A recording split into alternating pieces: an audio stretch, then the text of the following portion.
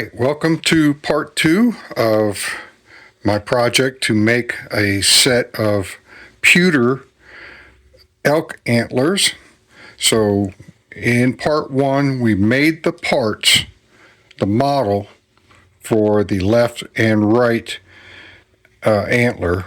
So I'll be making 2 molds, and this is basic two-sided mold activity.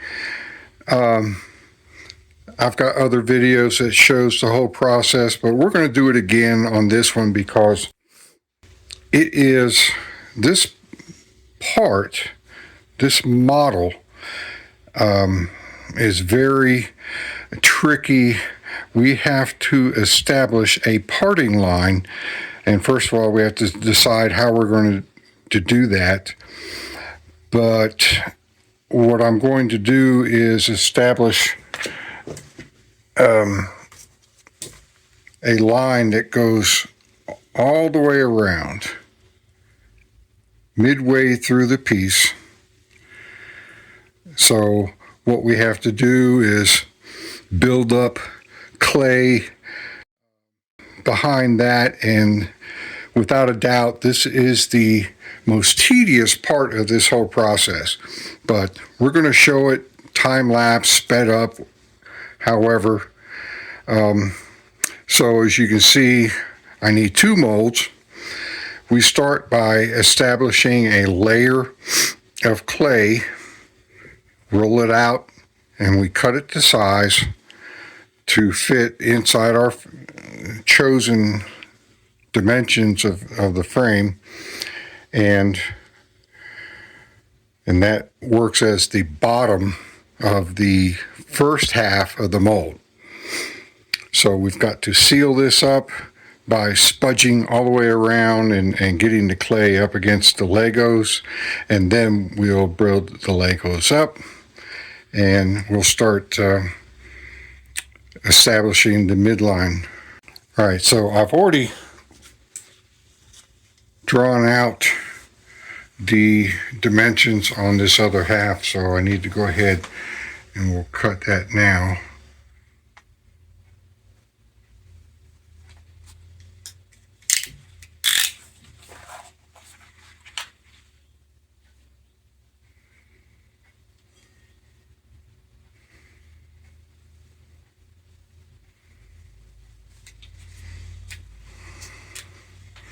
Now this hardening or non-hardening clay that I'm using is this brand right here, and you can use anything you like.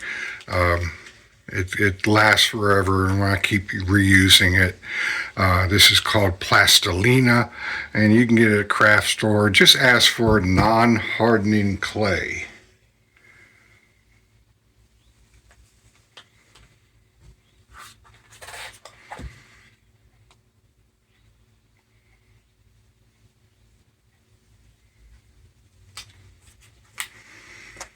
Okay, so I'll make up another frame and we'll get started on building up that midline.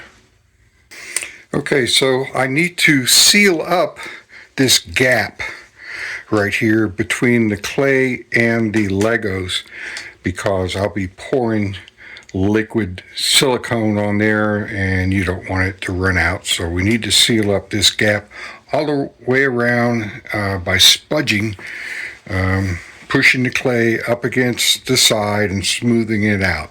So I'm going to go do that now, and of course we'll speed it up.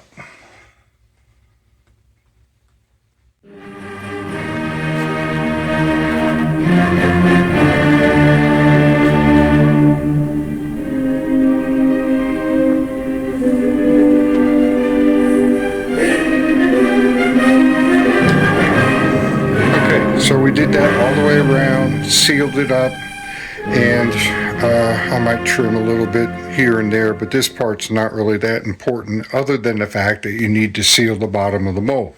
So we've done that. Okay, so we've got our 2 frames ready to go, almost. They'll be a lot taller when we build it up, but we need to talk about placement in the mold. Now, first of all, these antlers will be attached to a piece of stone sculpture in the form of an elk. So we need a way to, attach this, and you can't just glue it onto the stone because that won't hold it. So what I do with these and all my other pieces, I drill a hole into the stone, and this particular galvanized nail will be embedded inside of the piece of pewter. So that'll be well established. It won't come loose. And when you drill the hole into the stone and epoxy that in, it's there for a long time. So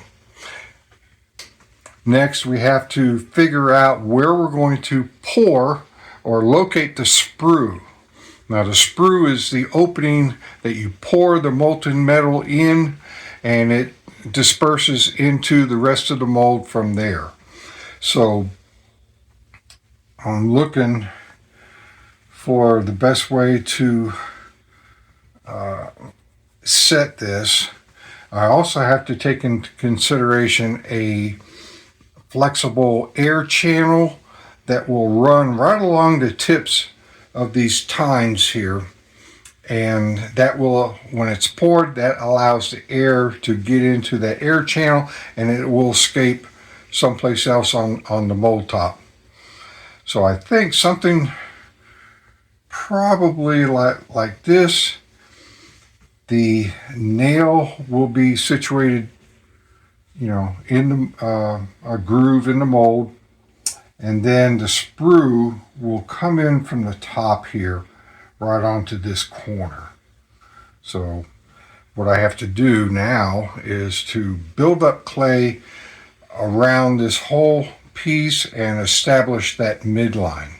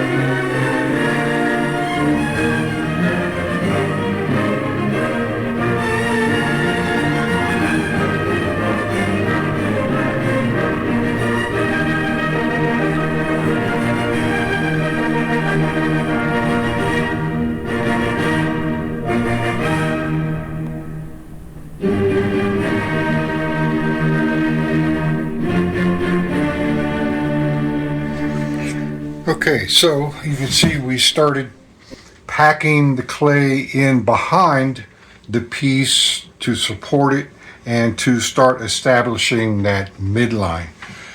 All right, so we get it all filled in, and then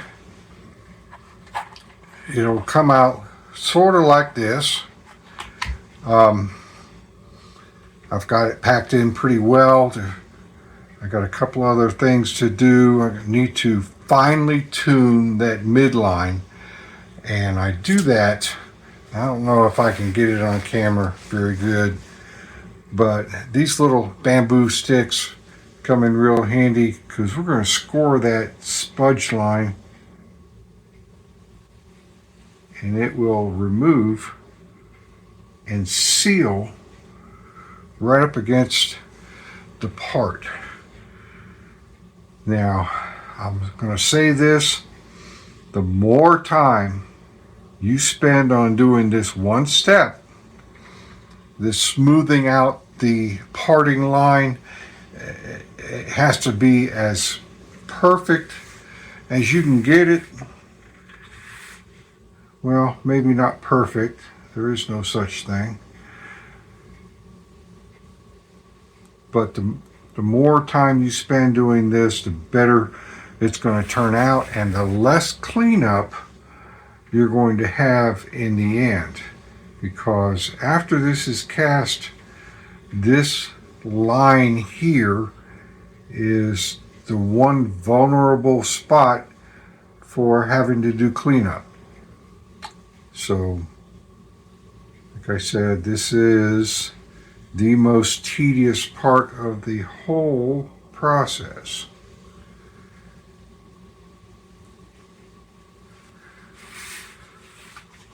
It's hard to see.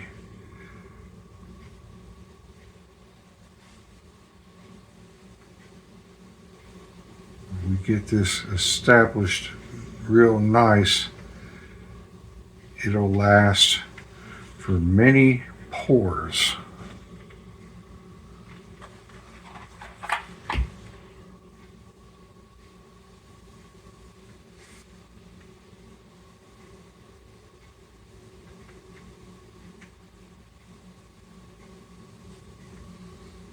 And you see that just carves it off real nice, seals it up with no ridges or anything like that, because any ridges, holes, dips comes out in the finished product.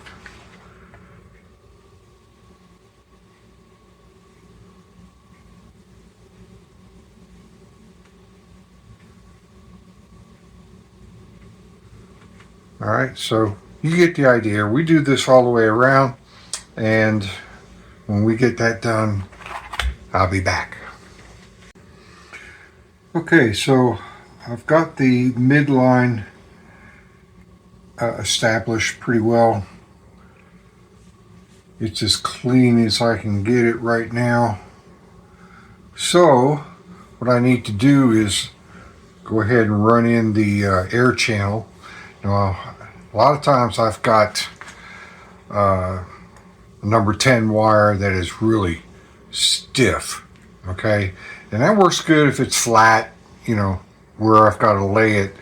But this has got some curves and angles to it, so I've got this other piece that's a little more flexible. So I'm going to try to get this in there. If I push it down into the clay, it should stay by itself. And I've got to run this all the way to the top of the mold. So the sprue is coming in right here, so it'll be stood up on its end when it's being poured. All right, so this silicone will get poured all over this, including the air channel. The air channel and the part will stay in the mold until the second half has been poured. All right, and the next thing is to go ahead and put in some what I call witness pegs that will, when the two halves to go together, it will always be lined up. So these pegs have to be straight, perpendicular, up and down. If you put it on an angle, it's not going to work. It will make it so that they don't go together perfectly flat. And we want to make sure we're not getting any leaks or anything. So now I got to stay away from where the sprue and the nail will be right here, so I can safely put one right here. Of course, one in each corner helps.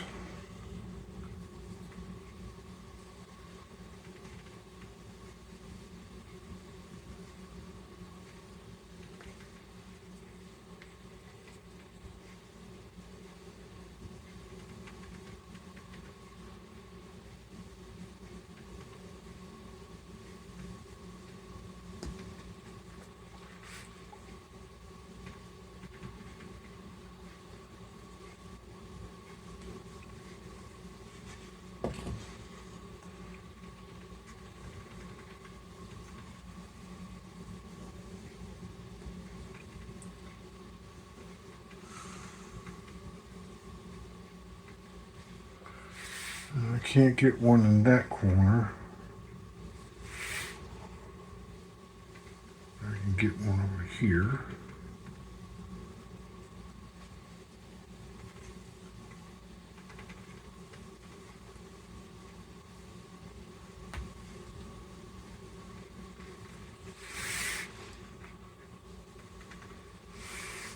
Right, that should work.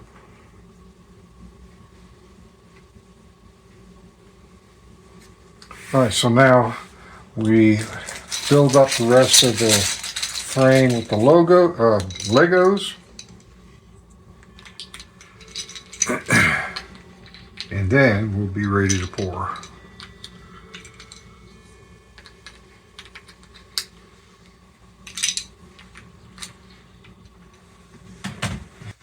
All right, so here is 1/2 of the mold. It's ready to go. The frame is built up to the level that I need. Actually, this is more than enough, so I only really have to fill it up to the last course of blocks, and that'll get me in there. I got a lot of area here to fill with silicone.